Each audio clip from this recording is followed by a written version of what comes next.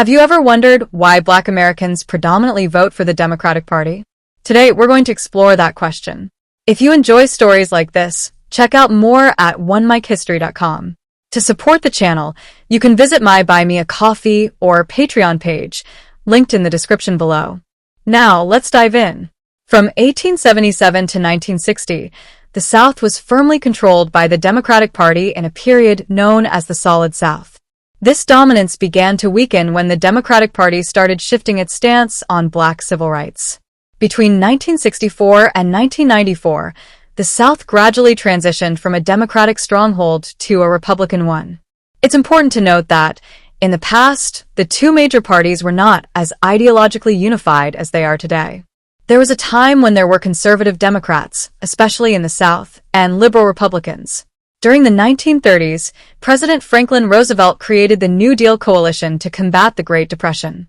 He united labor unions, rural Southerners, and minority groups under one banner, leading to the creation of the Black Cabinet, a group of Black leaders who served as policy advisors to the president. At the same time, a conservative coalition emerged, consisting of conservative Democrats, particularly from the South, and some conservative Republicans. This led to a split in the Democratic Party by the 1960s, with Southern Democrats shifting toward the Republican Party, leaving behind a more progressive Democratic establishment. In 1948, President Harry Truman proposed civil rights measures, including voting rights protections and anti-lynching laws. This prompted a break with Southern Democrats, who formed the state's Rights Democratic Party under Governor Strom Thurmond.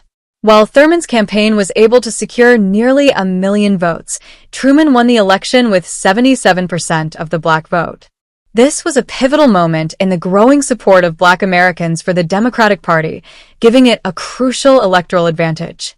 As the 1950s progressed, Southern Democrats remained staunch supporters of segregation, with figures like Virginia Governor Harry Byrd leading massive resistance to school desegregation.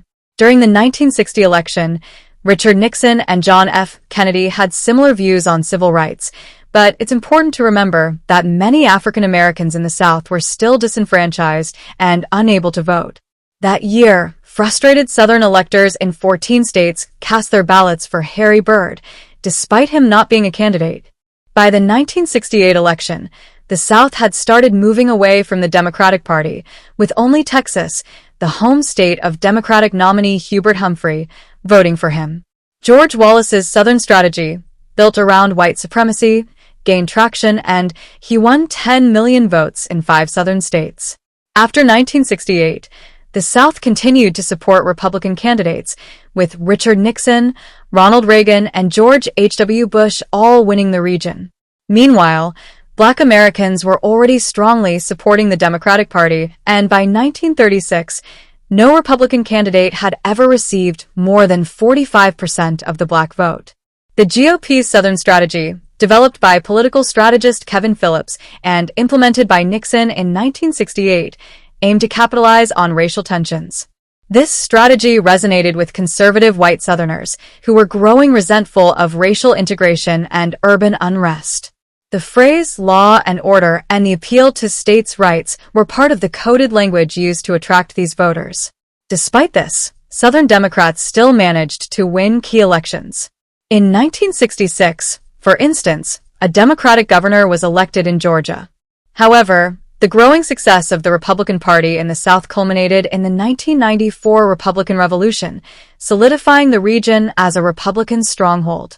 Meanwhile, the Democratic Party continued to strengthen its relationship with Black voters, resulting in the election of the first Black governor in the United States, Douglas Wilder, and the successful presidential campaigns of Jesse Jackson, which helped to reshape the Democratic platform.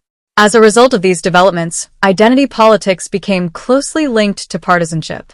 The Republican Party began to attract more white voters, while Black Americans became increasingly aligned with the Democratic Party.